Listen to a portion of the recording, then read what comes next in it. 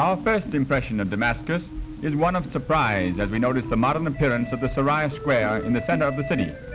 But our opinion soon changes as we step a few paces away. Of the 300,000 inhabitants, about 80% are Muslims, and there are naturally many places of worship. The largest and most important, the Mosque of Umayyads, is open not only to the faithful, but to the non-believer as well. All must remove shoes before entering.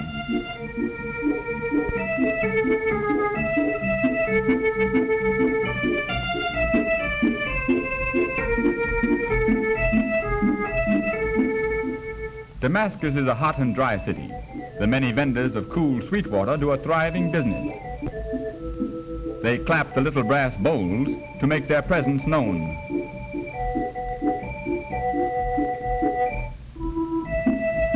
At this open-air grill, tasty tidbits of goat are served. Perhaps not sanitary, but no doubt to the Damascans very delicious. Cheap soap, but from the appearance of the people there's little demand for it. Syrian oranges are delicious and inexpensive too.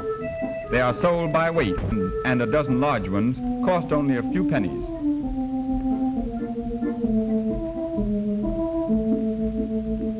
Headdresses which remind us of biblical characters.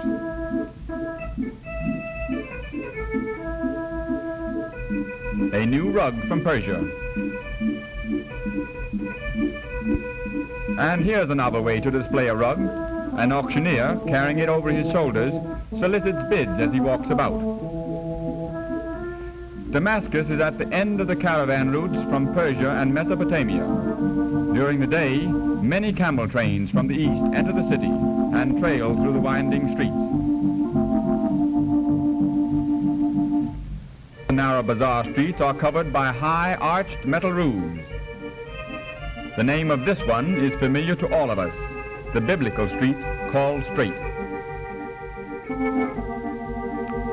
We stop at a small outdoor bakery, for the strange manner in which bread is baked interests us. The ball of dough is twirled. When it is large enough, it's placed over a pillar and thrust into the oven. A gentle pat causes it to cling to the hot walls, and the pillar is removed. The handful of straw is for the fire. Let's watch it again. No, the baker's not wearing gloves.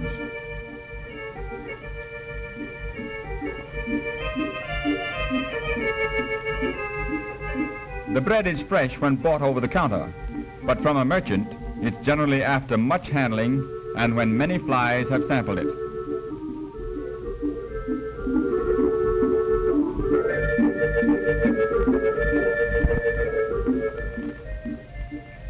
Damascus has long been famous for its many oriental coffee houses, where men gather in the evening and smoke the nargileh, a Turkish water pipe.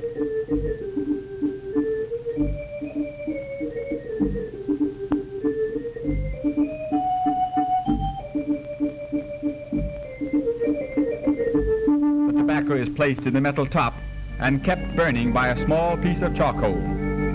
The smoke is cooled by being drawn through the water in the bowl.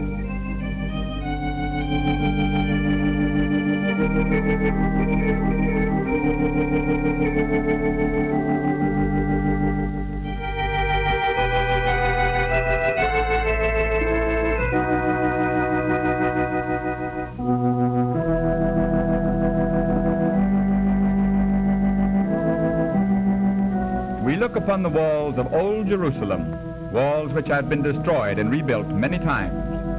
There is a modern Jerusalem with many fine buildings and splendid streets and boulevards.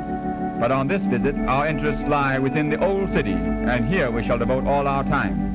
At the Jaffa Gate, an officer directs a strange assortment of traffic. No vehicles are permitted within the walled city, so all trucking must be done on the backs of animals or men.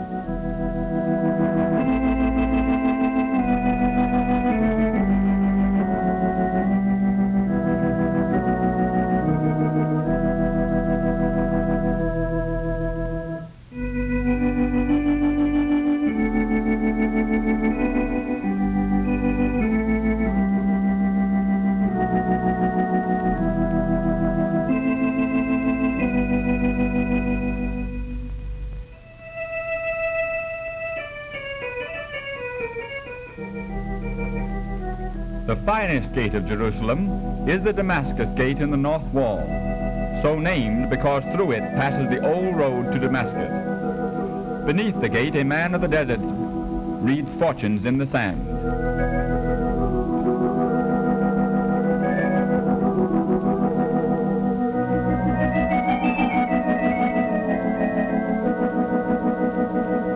The streets of Jerusalem have changed little with the passing of time, and present today very much the same appearance they did 2,000 years ago.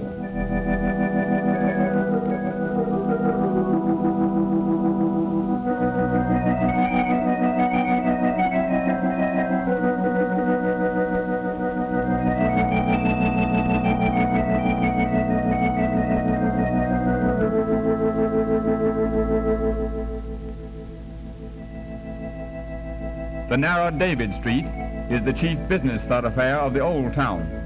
It leads from the Jaffa Gate down one of the hills upon which the city is built and ends at the west gate of the Haram Sharif.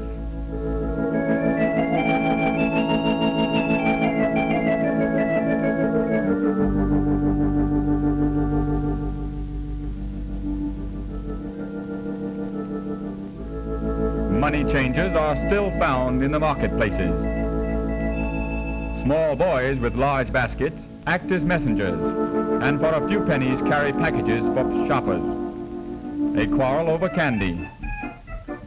It's going to end with smiles when they notice someone from whom they can beg bakshish, a gift.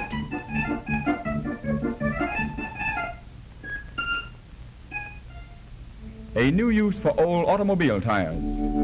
Crude but serviceable shoes.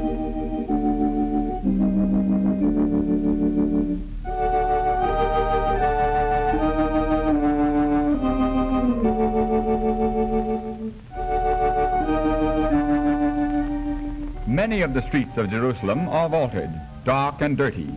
The sole light comes from small openings in the top, and only in the middle of the day does any sun penetrate, casting as it does a strange light on the passers-by.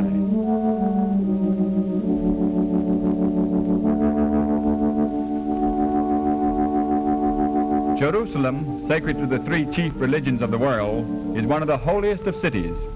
To the Christian, the Mount of Olives, where is the Garden of Gethsemane, the Via Dolorosa, route of suffering over which Christ is said to have borne the cross from Pilate's house to Golgotha, and the Church of the Holy Sepulchre are shrines. To visit the tomb of Christ, we enter first the courtyard of the church that still has the foundation pillars and massive walls built by the Crusaders. Beneath the dome in the center of the rotunda is the chapel of the Holy Sepulchre. Over the housetops of the city, we see the Haram Sharif, the ancient site of the Hebrew temple, and now a shrine of the Mohammedans. To reach it, we pass first along the street of the Christians, and then down the lower end of David Street. On our way to the noble sanctuary, we recall that on its site, King David erected an altar. King Solomon built his palace and temple. King Herod built a third temple, and Justinian a basilica to the Virgin Mary.